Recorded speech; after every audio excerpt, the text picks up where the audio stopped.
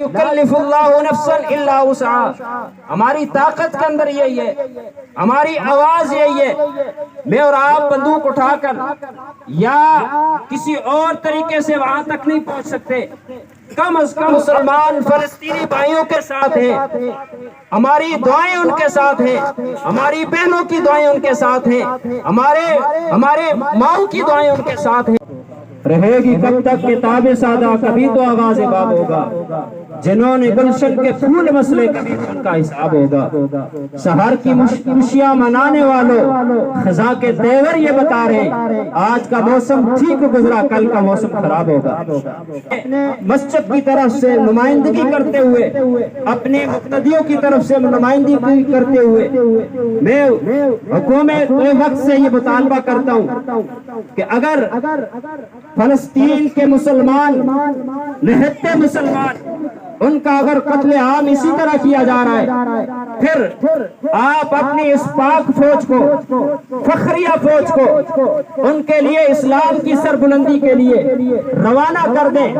اگر وہ تیار نہیں اس بات کے لیے تو پھر ہمیں اجازت دی جائے، ہم علماء اپنے مقربین کو، معاونین کو ساتھ لے کر اپنے مسلمان بھائیوں کے لیے ان کے ساتھ کندھے سے کندھا ملا کر لڑنے کے لیے تیار ہیں، اور حکومت وقت سے یہ مطالبہ کرتے ہیں کہ یہ اسرائیل جو ہے، امریکہ جو ہے، یہ شروع ہی سے دہشت گرد ریاست رہی ہے، ہمیشہ انہوں نے مسلمانوں کا خون بہایا ہے، ہمیشہ یہ سازشی رہے ہیں۔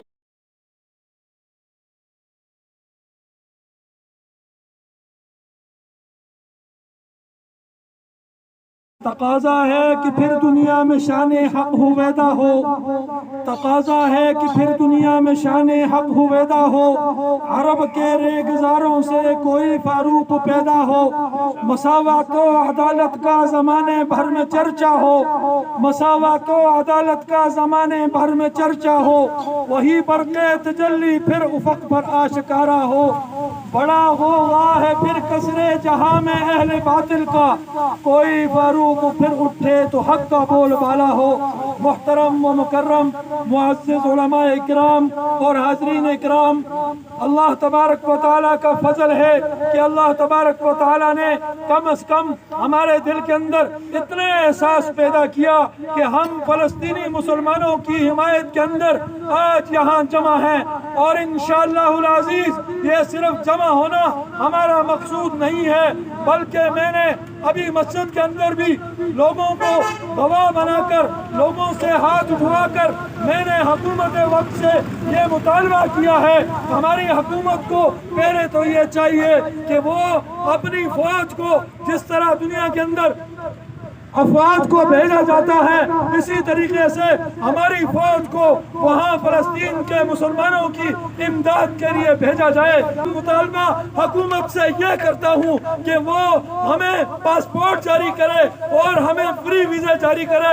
انشاءاللہ العزیز اپنے فلسطین بھائیوں کی مدد کے لیے ہم خود انشاءاللہ پہنچیں گے، کوئی پہنچے نہ پہنچے، انشاءاللہ العزیز میں سب سے پہلے پہنچنے کے لیے تیار ہوں۔ میں آپ کا زیادہ وقت لینا نہیں چاہتا، اس لیے کہ علماء کی تعداد زیادہ ہے اور وقت بھی کم ہے، اسی پر میں اپنی بات کو ختم کرتا ہوں اور آپ کی تائید آپ کی چاہتا ہوں۔ کیا آپ اس بات سے متفق ہیں کہ پہلی بات یہ ہے کہ حکومت ہماری فوج کو بھیجے؟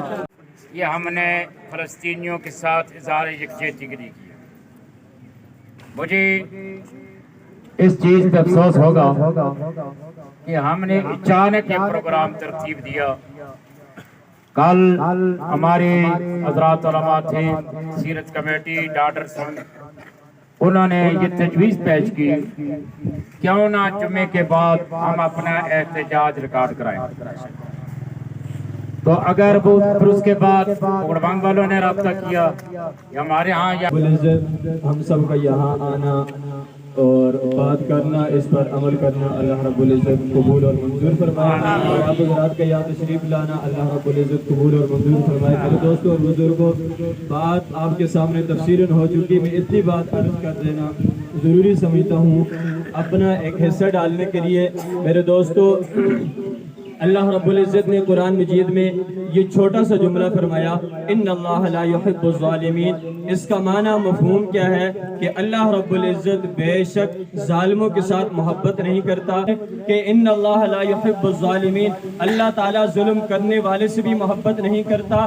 یہاں یہودی بھی آ گیا, یہاں عیسائی بھی آ گیا, سکھ بھی آ گیا, ہندو بھی آ گیا. جتنے ظالم ہیں وہ سب کے سب آ گئے. اور اسی طریقے سے اس ظالم کے ساتھ ظالم کا مددگار بھی آ گیا, ظالم کو معاشی طور پر طاقت دینے والا بھی آ گیا, ظالم کے ساتھ حمایت کرنے والا بھی آ گیا, ظالم کے ظلم کے اوپر خاموش ہونے والا بھی اس کا مددگار ہے.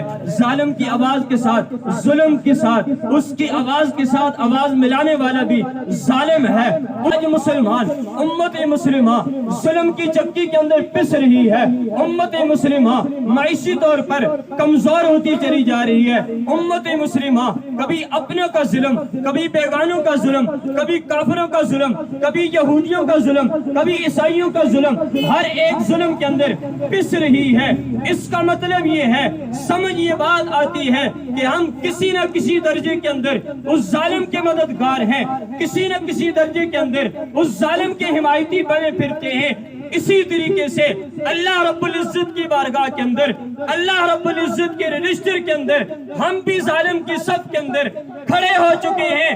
یہی وجہ ہے کہ آج وہی ظالم جس کے ہم حمایتی, جس کی چیزیں ہم استعمال کر کے مالی طور پر اسے طاقتور بنا رہے ہیں, وہی ظالم آ کر آج ہماری ماں بہنوں کی عفت عصمت کو, عزت کو لوٹ رہا ہے. ماؤں کی چھاتیوں سے بچوں کو چھین کر ذبح کر رہا ہے, بوڑھوں کو شہید کر رہا ہے, ہماری ماں بہنوں کی عزتوں کو لوٹ رہا ہے.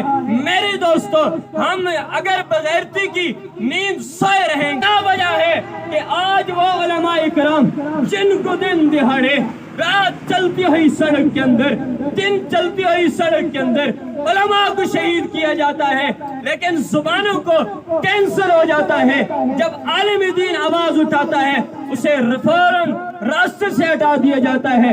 کے نام پر بنا تھا لا الہ الا اللہ محمد الرسول اللہ. اور افسوس اس بات کا ہے کہ آج تک ہمارے ملک کے اندر اسلام نافذ نہیں ہو سکا ہے.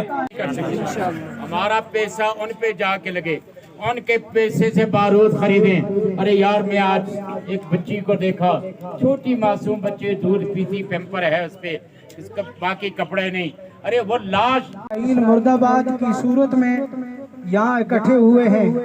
یہ ہمارے علاقے کا نمائندہ اجتماع ہے اور 2 4 4 10 20 یا جتنے بھی ہر جگہ کی اور ہر مسجد کی اور ہر جگہ کی نمائندگی ہے.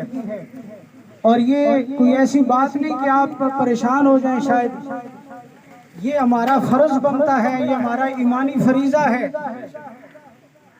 یہ ہمارے ایمان کا حصہ ہے. جیسا کہ جمعے میں بھی آج میں نے تفصیل سے یہ بات عرض کی ہے. حضور علیہ السلام نے فرمایا سارے کلمہ گو مسلمان دنیا کے جس کونے خطے میں رہتے ہو وہ ایک جان کی مانند ہے, ایک جسم کی مانند ہیں. آج اگر ان پہ آزمائش ہے, ان پہ تکلیف ہے, تو کل ہم پہ بھی آ سکتی ہے. یہ نہ سمجھے آپ کہ وہی تکلیف میں ہوں گے. حالات بدلتے رہتے ہیں, حکومتیں بدلتی رہتی ہیں, قوموں کے اعمال بدلتے رہتے ہیں. تو میرے بھائیوں, آج ہم ان کی حمایت میں کھڑے ہیں, ہمارے دل ان کے ساتھ دھڑکتے ہیں. آج ہم اپنے گھروں میں آرام سے رہتے ہیں اور ان کے بچے بارود کے ڈھیر پر بیٹھے ہیں, اور ان کے بچوں کے آزاد جسم کے آزاد کلمہ پڑھنے والے مسلمانوں کے بچوں کے اور عورتوں کے اور نوجوانوں کے آزاد فضا میں اڑتے ہیں بموں کے ساتھ. اس چیز کو دھیان میں لائیں. آپ اپنے گھر کو اور اپنے بچوں کو سامنے رکھیں, تب جا کے اندر سے ضمیر جاگے گا. وگرنہ ہمیں یہ چیز گپ شپ نظر آئے گی کہ 2 4 آدمی اکٹھے ہو گئے اور بات کر لی, اور یہ مولوی بات کر رہے ہیں. یہ مولوی کی بات نہیں, یہ کسی سیاسی کی بات نہیں, یہ کسی لیڈر کی بات نہیں, یہ کسی فوجی جنرل کرنل کی بات نہیں, یہ کسی تقویدار یا گنہگار کی بات نہیں. یہ ایمان کی بات ہے. جس کے اندر بھی ایمان کی رتی ہے اس کا دل دھڑکے گا اور تڑپے گا, اور جس کی ضمیر مر گئی ہے اس کا دل نہ دھڑکے گا، مسلمانوں کے ساتھ نہ تڑپے گا۔ اپنے وطن عزیز کے لیے بھی جس طرح ہم دعا کرتے ہیں، اسی طرح اپنے ان مسلمان بھائیوں کے لیے بھی دعا فرمائیں۔ گھروں میں ہماری مائیں بہنیں، ایک طبقہ امت کا وہاں ہے، گھر میں 70% لوگ گھروں میں ہوتے ہیں، تو ان کو چاہیے کہ اپنے نوافل پڑھ کے، قرآن کی تلاوت کر کے، فرض نماز پڑھ کے مسلمانوں کے حق میں دعا فرمائیں۔ امریکہ کو، اسرائیل کو اور ان کے چاہنے والوں کو، ہماریوں کو اللہ تیز نیز فرمائے۔